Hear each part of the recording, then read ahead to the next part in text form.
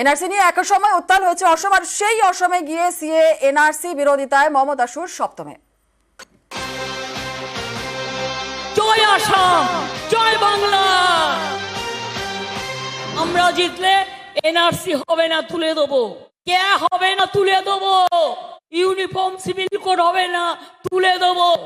আজও যারা লিস্টে পড়ে আছেন, যাদের ভবিষ্যৎ জানেন না, তাদের ভবিষ্যৎ। গত মার্চে সারা দেশে চালু হয়ে গেছে সিএএ। এ নিয়ে বাংলার ভোটে হাওয়া গরম।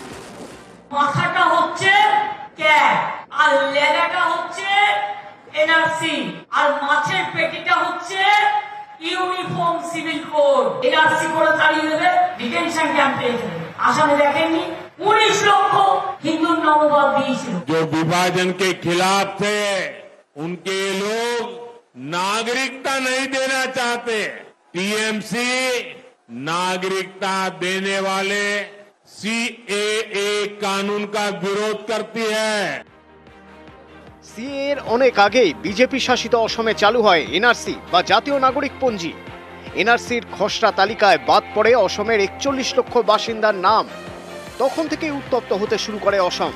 চূড়ান্ত তালিকায় সেটা দাঁড়ায় 19,06,657 জন। এ নিয়ে বিস্তর জল ঘোলা হয়, উত্তাল হয় অসম। বুধবার সেই অসমে প্রচার করেন মমতা। সিএএ এনআরসির বিরোধিতায় সুর চড়ান। আমি কথা দিয়ে যাচ্ছি, আগামী আসামে বিধানসভা নির্বাচনে তৃণমূল কংগ্রেস সব সিটের লড়াই করবে, আর আপনাদের সাপোর্ট থাকলে আমরা জিতবো, এটা আমি বিশ্বাস করি।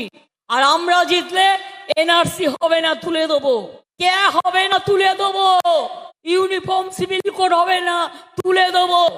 আজও যারা লিস্টে পড়ে আছেন, যাদের ভবিষ্যৎ জানেন না, তাদের ভবিষ্যৎ করে দেবো, এ কথা আজ বড় গলায় বলে গেলাম।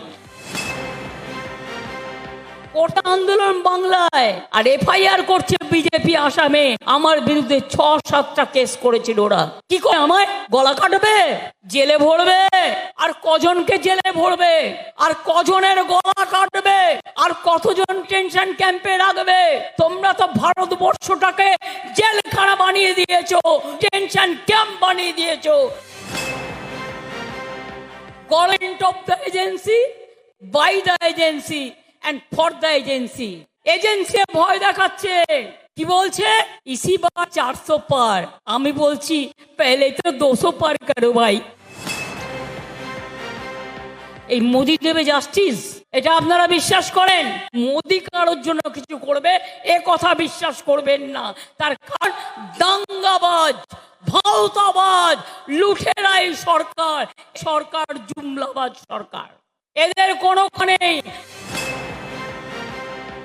আসামে আমি ট্রায়াল দিতে এসেছি, ফাইনাল খেলতে আসবো, আবার দেখা হবে। কি লোকসভায় খেলা হবে। নিউজ 18 বাংলা।